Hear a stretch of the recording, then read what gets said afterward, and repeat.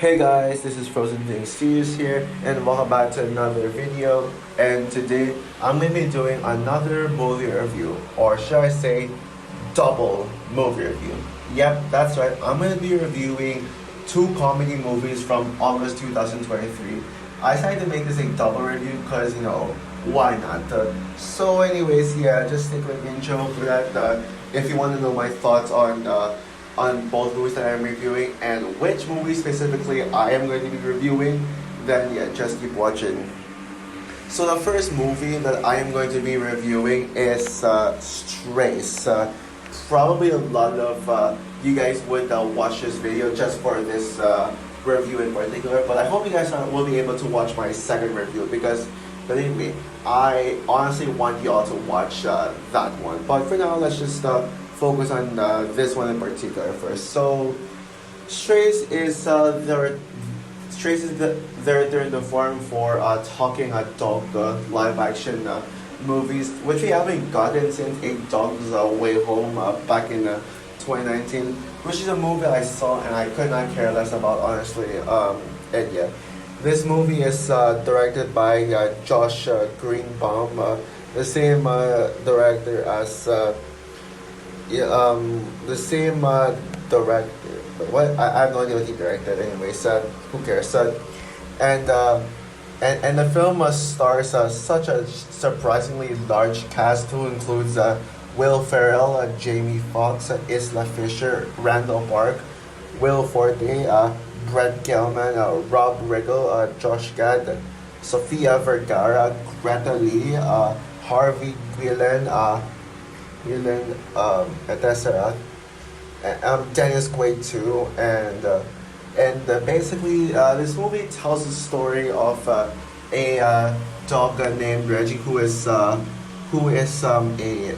pretty much the dog of of abusive owner dog Doug something like that one, and he's a very abusive owner and he hates Reggie. Pretty much Reggie is the reason as to why Dog broke up with his girlfriend, or rather, should I say, Dog blames Reggie for all his problems apparently, and so Doggy tries many ways to get rid of Reggie and abandon him, and as a revenge for breaking up with his girlfriend, even though it's not Reggie's fault. And so Reggie, even though Dog is an a-hole to Reggie, Reggie still believes that the dog is a good owner and he's just trying to have fun. But then he meets some other stray dogs who convinces him to see a dog's true nature and the fact that humans are abusive owners to pets, and so when Reggie realizes that dog is actually evil, yeah, he teams up with the other stray dogs to journey back home and to be able to get revenge on Dog by biting his dick, rip his dick off. And yeah, it's pretty much an adventure story. Strays is actually such an intriguing movie because Strays is such an intriguing movie because when I saw the trailer, I honestly was very hooked for this one. The trailers had me sold, it looked hilarious, and I love the idea of an R-rated dog movie. This is like the equivalent of, this is like kind of like Sausage Party with dogs and live action, which by the way, I am a defender of Sausage Party. I don't care what the haters say, screw the haters, Sausage Party. I will review Sausage Party and give you all a huge defense analysis video on that. But first, let's focus on Strays. I am honestly a huge defender of raunchy comedy movies. I really enjoy them. Yeah, there's some raunchy comedies that I personally hate. Cough cough, Good Boys. But then you got underrated ones like Sausage Party and also Bad Moms. That Kristen Bell movie, which I used to hate Bad Moms, but I love it. But I actually now love Bad Moms. I don't care what anyone says. But yeah, this is actually quite different and something new. I mean, we don't get these types of movies before. There were a lot of dog movies dog movies before, like A Dog's Purpose or A Dog's Journey, or A Dog's something something like that. But to be honest, I never really cared about these live action dog movies. Like movies where a dog gets lost and then you must find his way home. These dog movies are just the same repetitive plot formula, and it's just annoying. And the only live action dog movie I actually like is Max back in 2015. That was such a great movie. Such a great movie. But yeah, let's see how Stray compares to Max 2015. Max 2015, yeah. But yeah, and yeah, I do know that Stray is a divisive movie. There's some people who enjoy this movie for its comedy, but others who just hate this movie for having unfunny humor that just consists of swearing and toy humor and all that stuff and sex as well. That they just stick to one type of humor and they don't expand it, which I get their point. Yes, this movie got below average reviews. A subscriber of mine, Rachel Reviews, called this one of the worst movies she's ever seen and her least favorite movie of the year so far. Which I can totally see why, but yeah. Now let's get into my personal thoughts on Strays. This is a great movie, like bar none. This is just straight up a great movie. A great movie, yeah. Like one of the better live action dog movies. And as a dog movie in general, including both animation and live action, this is 1,000,000% better than DC Lega's Super Turds. Seriously, how come DC Lega's Super Turds get a pass yet this one doesn't? Yeah, sorry, but DC League Super Best is still my least favorite comic book movie of all time. I'm sorry. But anyways, yeah. But yeah, Strays is the dog movie that I have been waiting for. Like especially with these family live action dog movies being just a snore fest. Just a snore fest due to how repetitive they are. Repetitive they are and just and stuff. And maybe this is my favorite family dog movie on par with Max 2015, which Max 2015 is an underrated gem. I have no idea how it got 30% of Rotten Tomatoes. That is overly harsh. At least critics weren't as harsh as Chase, but yeah. Watch Max by the way. Great movie. Haven't seen it in years though. I did actually see that movie in late 2015. But yeah, so just saying. But yeah, Strays is the most underrated dog movie since Max 2015. But anyways, yes, I will say though that I would acknowledge that this is not much of a great movie. I'll just say right now that this is my guilty pleasure of 2023. Yeah, guilty pleasure where I acknowledge it as a bad movie, but I still consider it a good movie for ironic purposes, I guess. I will say that my issues with the film, I do think the plot is noticeably the same, formula, it does have the same formulaic same formula as the other live action dog movies, which makes it formulaic. The plot is basically just a dog who got lost trying to get back home to his owner. The only difference is the raunchy style is, and also the fact that the owner is the villain of the movie, which I will get to him later. It is very formulaic. So the writing is alright, I guess. It is better. It did it better than A Dog's Purpose and A Dog's Way Home. Yeah, both mediocre bore fest of a movie. So this one did it much better. Much better to me. And I feel like sometimes the CGI is a little weird because, why would you CGI some of the dogs? Now I will say though that Reggie, Maggie, and Hunter do look believable. That they're actually they seem like real dogs. But then you got Bunks who I love Bunks. He's probably the most hilarious character, but I would have put him as my favorite character if only it wasn't for the fact that that Hunter has such weird CGI in him. Like Hunter, I feel like he's like the one dog that was CGI where the other dogs don't feel CGI. Like he comes over as cartoony, like in the first act of the movie where he like jumps up and down. Yeah, that is so cartoony. And also like when he like just moves around, like goes like in one spot and moves around in a circle and lays down. That is obviously CGI, and it is weird. Like why like even like why do they even need a CGI dog? It's just use real dogs. It's not that hard. If a dog's represented the dogs with home have the balls to use real dogs, then this one could too. Could too. Some parts don't make some storylines don't make sense. Like why would Doug choose to keep Reggie instead of letting his girlfriend take it if a dog hates Reggie and he just makes it miserable? Why did he even keep Reggie?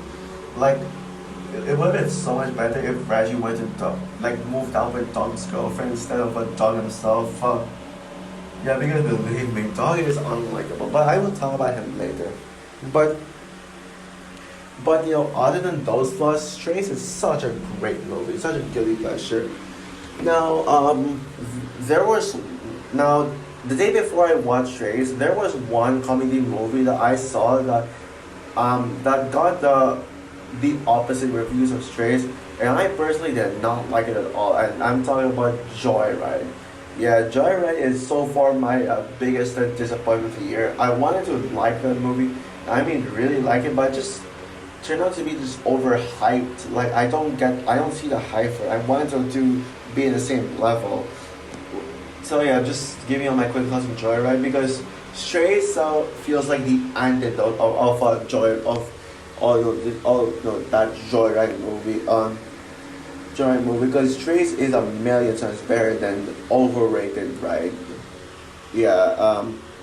This movie is just simply such an entertaining movie from start to finish.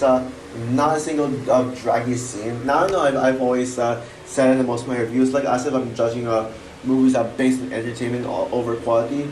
Yeah, man, sometimes I'm like that, but I'm not really the type that takes movies seriously. Takes movies seriously, but don't just judge movies that based on the fun. You can just have fun and just ignore the bad writing. And Strays is like what this movie does best. It doesn't care about the quality of the plot. It just wants audiences to have fun, and it does.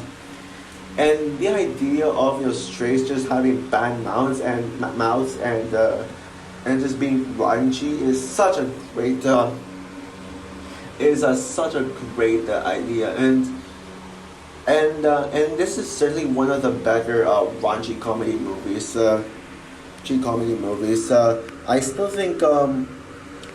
think Sausage Party is the best. The Sausage Party is the best raunchy comedy movie, but Strays is top 5 at the very least. And the jokes are absolutely laugh out loud. Like I was laughing my butt off with all the with most of the jokes. Some jokes I didn't really laugh. And I was like questioning, is this supposed to be a joke? But then, yeah, that is. And I can't believe I was saying this, but the toilet humor actually works. With all the pee and poo jokes because it actually made sense in the context of the film, and it actually got me real good. Yeah, Illumination and Sony Pictures Animation. Well, some of it, specifically Illumination, take notes. That is how you do. That is how you do.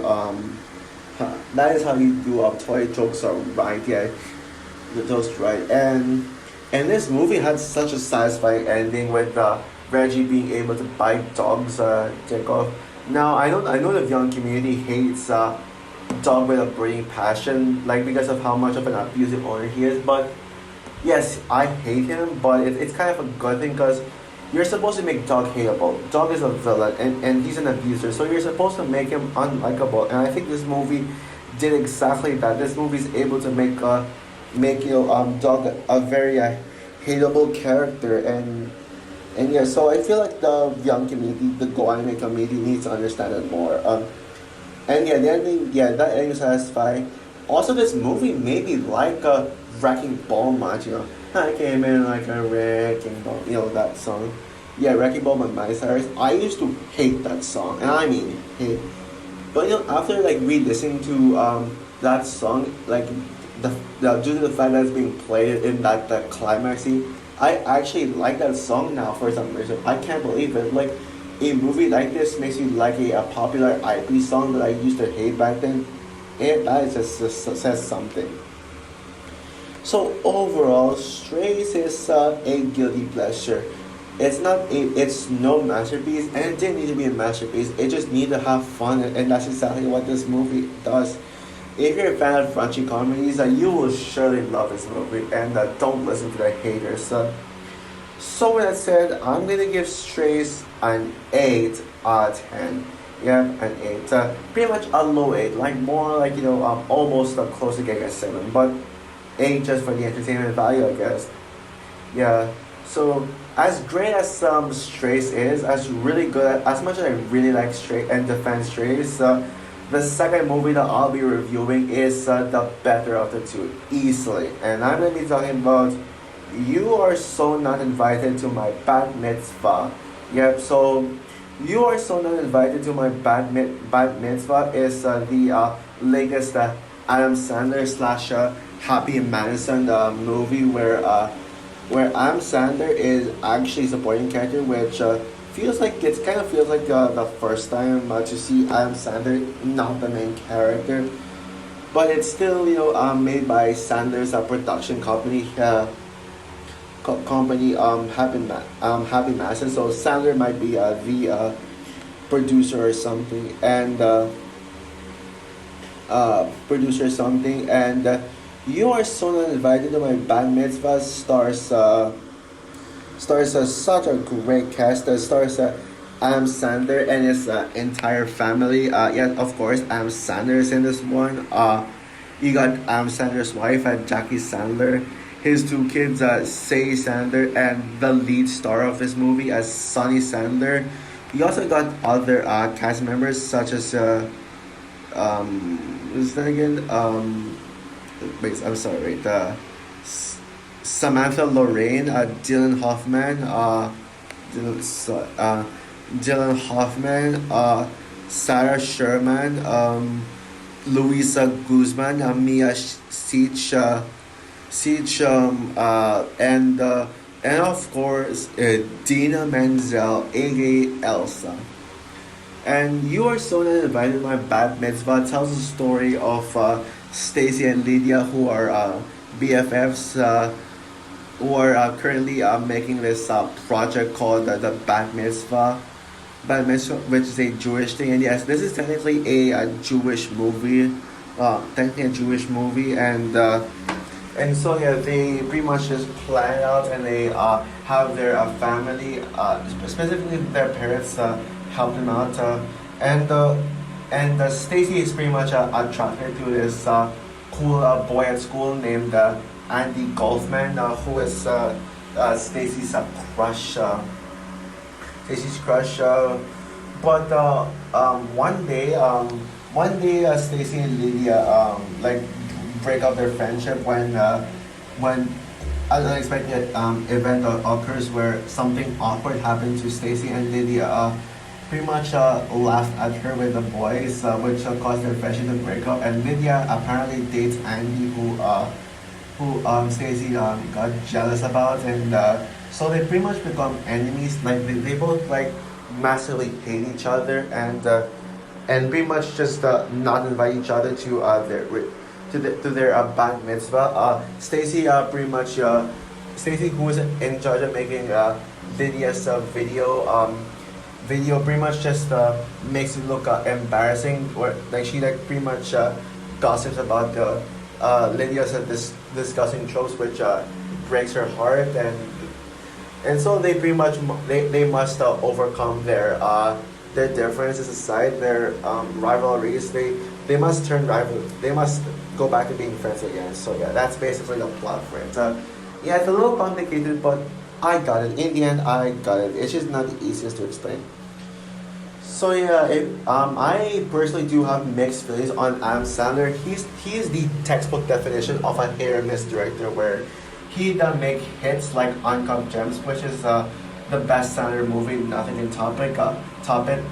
Punch Drunk Love, Pixels, which is the most underrated Adam Sandler movie to me. And pretty decent. Those slightly overrated films like Happy Madison and The Wedding Singer, which they both get rated to death, but I personally think they're just alright. But then you got garbage movies like Hotel Transylvania 4 Transformania, which is to me my least favorite Sandler movie. Yes, even over Jack and Jill, and yes, the infamous Jack and Jill also, and some other Sandler movies I can't really think of on the top of my head, but it's just I forgot about them. Oh yeah, Grown Ups 2. I don't. I think the first movie. I think the first movie is one of the better Sandler movies in my opinion. But Grown Ups 2 just sucks. So yeah. And also A Crazy Night. Yeah, screw that movie. Screw that movie. But yeah, I was actually very curious to see this one, even as a Sandler movie. I actually did not know that this movie existed, or that Sandler was even making a new film. How I discovered You Are So Not Invited to My Bat Mitzvah was through a review of it. I read it and searched it up, and apparently I heard that the one actress, a certain actress who is in it, Idina Menzel. Yep.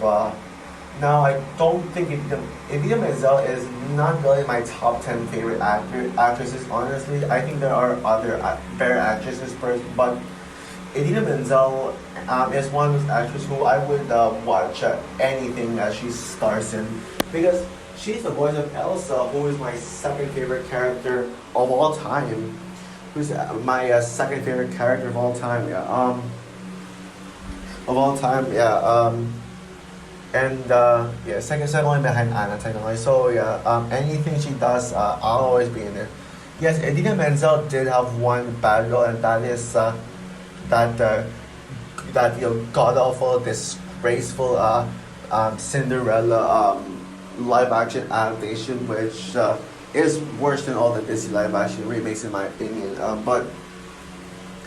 But yeah, Idina Menzel's in it, so I definitely check this out.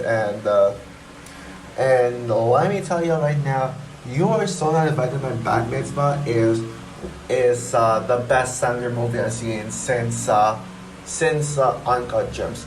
Yes, it's no Uncut Gems. It's not as good as Uncut Gems, but it is pretty much better than all the other Adam Sandler movies that isn't Uncut Gems. And unpopular opinion, but this movie is better than Punch Drunk Love. I actually put this above on like Punch Drunk Love. Yeah, Sandler fans are gonna get pissed on me for this, but I don't care. I don't care. Yeah, I mean I still love Punch Drunk Love is so fantastic, but I personally just enjoyed this one more. So yeah, and yes, so technically this is my second favorite Adam Sandler movie. And this is also better than Happy Gilmore, The Wedding Singer, Hustle, which I forgot to mention in the good Sandler movies, etc.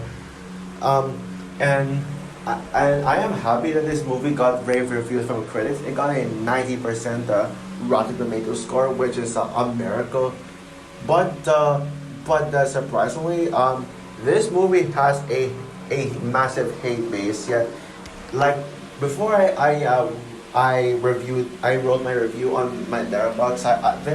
I looked at my followers who reviewed this movie, and apparently most of them gave it 1 star. I kid not. They have a massive hate boner, and I just found out, with the audience score being Rotten Tomatoes audience score being at 60%, and also IMDb users slamming this thing. This movie has a massive hate base. And yeah. Really, a 2.8 out of 5 on Letterboxd. That is too harsh. I don't know where on earth the hate is coming from, because I am 1,000,000% siding with the critics on this one. Sure, the movie's not perfect, as it can get annoying at times. Some jokes were there's some cringy moments here and there, and here and there, and the teacher, the Rabbi Rebecca, has got to be the worst character in this movie. She is so annoying, like with her Kate McKinnon-like voice, and yeah, she's just such an irritating movie teacher, and I think she might be one of the worst movie teachers ever. Just by how annoying it is. So, and this one particularly isn't really a flaw, but I don't understand the concept of bat mitzvah. I don't blame the movie. I think this movie is trying to be to get the Jewish culture right as much as possible. But as someone who's not Jewish, I didn't really get it. So so what I get that it's basically bat mitzvah is an event where you transform from teenager into adulthood. Yeah, this is bat mitzvah is pretty much your gateway to adulthood, and you must pretty much have a lot of things going around. You got to have a volunteer work, and you gotta lead a Jewish singing session. Singing session, and there's a party where everyone would root for you for transforming into an adult, and need a partner, a close friend to make the video for you for memories. I mean, I know that's pretty much what happens in the movie, but I don't get how like all this is connected. Again, it's not the movie's fault. It's just it's just the fact that I'm not Jewish, so I have no knowledge of Jewish culture. But so that's pretty much kind of like what makes the plot a little complicated. But other than that, yeah, everything about this movie is really good. Yeah, I was actually wondering what is a bad mitzvah for most of the movie, but yeah, this is a very funny, heartfelt, and relatable coming of age story about a person's transformation from kid/teen into adulthood. A lot of the movie dives deep into the transformation of adulthood, like, and the problems that come along with it. The movie just shows a lot of pros and cons, and it's able to go into detail of that. While the story is complicated, it's mainly because the movie is a coming of age story, and coming of age stories that don't usually have a plot to it. So a plot to it. So I can totally understand that. But but the most important element to these coming of age story movies are the characters. You gotta get me invested in these characters. You gotta get me to care about these characters. And this movie succeeded in that. It made me care about the characters, and this is why characters are my favorite aspect of film by far, even over the writing. Usually, yeah, because I've said this before, I think, but if you have a solid script, but you make your main character unlikable, then that is a big red flag. I relate to the main character Stacy a lot, especially in school, where I would tell the teacher I'm going to the bathroom, but I'm actually just dilly-dallying, and I do get into arguments with my parents. Not as extreme as Stacy and Danny, where yeah, literally their argument, it's funny, but kind of painful at the same time. Yeah, to see them just threatening each other, saying, "Oh, I hate you, I want you dead," saying those stuff. I wouldn't go that far, but yeah, that was such a hilarious argument. The performances are absolutely great, and they're pretty much one of the highlights of the film. I'm pretty sure people would watch this movie just for Adam Sandler, despite him not being the main character. But this is one of his better performances, in my opinion. Sonny Sandler, the main character, the leading actress of this movie, gave such a powerful leading performance, and yes, she is a worthy leading actress, and I love that this movie included all of Sandler's family with Adam, Sonny, Sadie Sandler, and Jackie Sandler. I almost said Stacey for some reason because their names, because they both family names are Says in it. Yeah, and yes, no surprise, I saw this movie because of Idina Menzel, and I gotta say, Idina Menzel in this movie did not disappoint me. Yeah, in fact, thinking about it now, I think I might put her back in my top 10 favorite actresses list, and I probably have her tied with Kristen Bell on the same spot. I don't memorize my list as of now, but yeah, Kristen Bell and Idina Menzel are tied in one spot as of now. And and what a coincidence! My two favorite Adam Sandler movies have both Adam Sandler and Idina Menzel playing as a married couple with a daughter, which is interesting. Idina Menzel, is she the standout though? That's my question. Yes, she is. She's a standout, tied with Samantha Lorraine's character Lydia Rodriguez Katz. Yeah, I love Lydia so much as Idina Menzel's character Brie.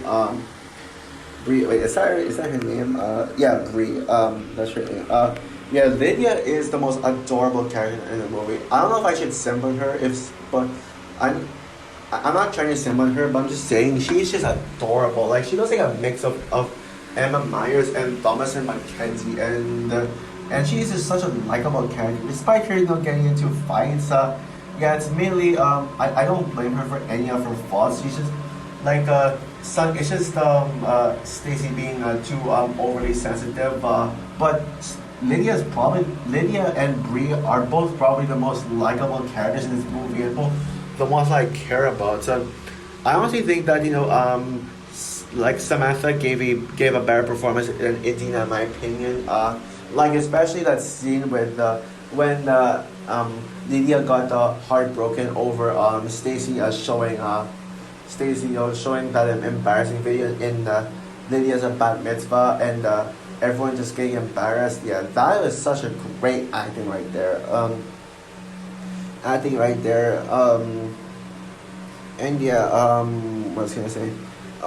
The friendship chemistry between Stacy and Lydia is the highlight of the film for me. As like what I said, like what I explained earlier, they break their friendship, and they must pretty much, and for like most of the midway half of the movie, they must pretty much try to make amends and get back together. And throughout the movie, you're really rooting for them to get back together because of just how perfect they are.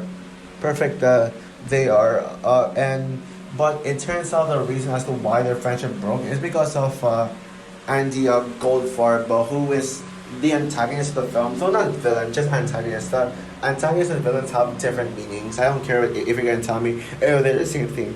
They're kind of the same thing, but not at the same time. I won't explain in this video because I want to end this soon. But yeah, Andy is Stacy's crush, and he pretty much gets in their way of pretty much their obsession with him is what got their friendship to be torn apart. And I mean, Lydia, like Stacy, does cut ties with Andy at the end for Lydia, and at the end, like when Stacy and Lydia got back together, it actually left a tear to my eye. Yeah, like I actually kind of teared up seeing them back together, and honestly, on the point, I actually ship them. Yeah, I ship them as a couple. Hashtag Litzy.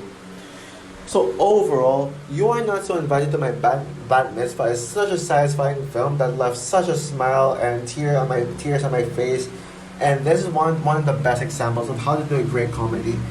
Yeah, while it's not a perfect movie, it's enough for me to say that I love this movie. It is close to being a masterpiece, and it's no one could jump sure, but yeah, I prefer this over some of the more beloved Adam Sandler movies. Hate on this movie all you want, but I don't care. Yeah, this movie is slept on, and if you haven't seen this movie yet and you're watching this, please, I implore you, go see this movie. Whether you're a Sandler fan or an Idina Menzel fan, I highly suggest giving this one a watch. Watch. At least we can all agree that this is the better Adam Sandler movie 2023, because the other Adam Sandler movie that came out earlier this year is Murder Mystery 2, which stinks ass. So with that said, I'm gonna give You Are Not So Invited to My Bat Mitzvah a 9 out of 10. So for my double reviews of the 2 August 2023 comedy movies, which movie of the two do you like better, Strays or You Are Not So Invited to My Bat Mitzvah? Well, I'm sure my target audience, my viewers would say Strays, but in my opinion, You Are Not So Invited to My Bat Mitzvah is the better movie of the two. So yeah, comment down below, like, subscribe, hit the notification bell, and stay tuned for my redo rant on a certain Disney live action remake that I ranted on last year, but looking back on it, I realized that that rant did not age well and it deserves a redo. Yeah, so I can't wait to tear that movie apart. So yeah, bye guys.